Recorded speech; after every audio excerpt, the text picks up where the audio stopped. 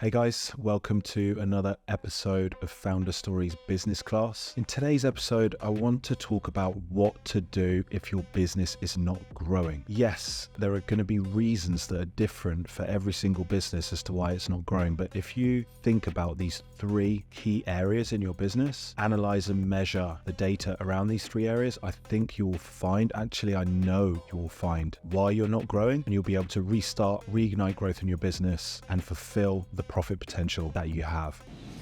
So what should any business do? A business should really do three key things. And this is how I want you to think about your business. It should attract prospects. It should be able to convert those prospects into paying clients. And it should retain and deliver massive value to those clients. So if you think about it, it's almost like a triangle. You need to understand what are the activities that I am performing as a business owner or my team are performing that are measurable, are consistent, are reliable around generating leads, attracting prospects. And most businesses just start. I remember when I started my business, my first client was a really good friend of mine. He now runs the Edit London and is doing amazing things with that business. Back then he was running a recruitment firm. I needed to kind of just call in favors to get my first clients. We got him on board. We focused really heavily on one side of the triangle, which is delivering massive value to our clients. And then we knew if we did that, we would get referrals. And that's great. But the issue with only focusing on one side of the triangle, it's not very consistent. It's not very measurable. You probably know if your business grows through referrals, it'll be really, really quiet and silent on the lead front for months, weeks, months on end. Then all of a sudden you'll get 3 or 4 referrals and you'll have all these new clients come in. But that is not a way to measurably grow and scale a business. You really need to think about, what can I do that's active and measurable to attract new prospects into my business? I'm not in this video going to go into what those things are. I will in a future video. I just want you, if you're listening to this, to think about, or take out a note on your phone. Just think about the ways that you are actively attracting clients. Is it that you're sitting back and just waiting for referrals? Or do you have measurable things going on? Are you running ads? And if you are, for example, running ads, are you accurately tracking the ad spend, the conversion rate of your landing page, all of those key metrics from ad creation all the way through to someone getting in touch with you or buying your product or inquiring on a sales call about your service? Are you measuring every single stage of that sales funnel? So one of the things to think about is that if you measure, and typically a sales funnel, by funnel I just mean the steps that people go through,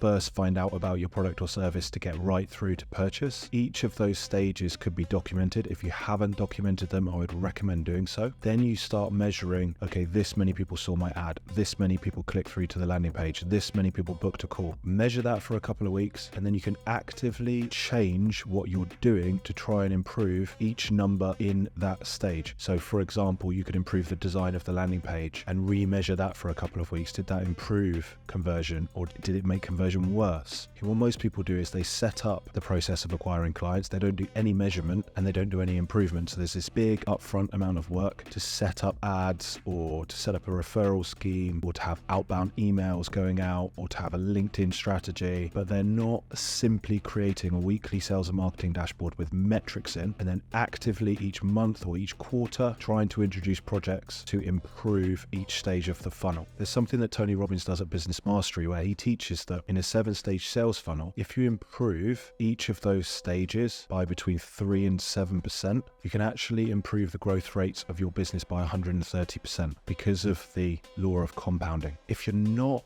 focusing and measuring, you will not bring in these actions to your business. Hopefully this makes sense. And you will see inefficiencies in your process of attracting clients. That's the first side of the triangle. Second side of the triangle is conversion. Are you trying to actively improve the way that you convert clients? For example, let's say you have a service-based business and you convert clients either in a face-to-face meeting or on a phone call. Are you measuring how many calls you had this month versus last month versus the month before, and changing your call script, changing your process, changing your demeanor, standing up instead of sitting down, actively learning and going out, learning new methodologies when it comes to sales? If you're not, and you're just jumping on the phone and you're doing the same thing over and over again, do you think it would be possible to significantly increase your sales conversion percentage if you measured it and then you went about ways to improve it? I think so. And lastly is delivery. What we ideally want to do is not sell something to an individual once. We want to have recurring income, whether that's you sell a product and then people keep keep coming back to buy more products from you. Or if you're in a service business, we're not selling them a one-off project. We're maybe selling them a one-off project and then transitioning that client into an ongoing, recurring, retained client. It's super, super important to retain clients. Otherwise, it's kind of like you can fix the attract side of your business. You can fix the convert side of your business. And if you imagine a funnel where you're pouring water into this funnel, or a cup would probably be a better analogy. You're pouring water into a glass or a cup, and there are all these holes in the bottom of the cup, and all the water is pouring back out. You're constantly working hard to optimize the attract to convert side of your triangle, but you're losing all these clients off the back end. Imagine if you've been running a business for 5 years plus, every client that ever did business with you was still your client. What would be the size of your business now? That's an incredible thought. It was an incredible thought for me when I was focusing too much on the attract side, not enough on the convert side, and definitely not enough on the delivery side.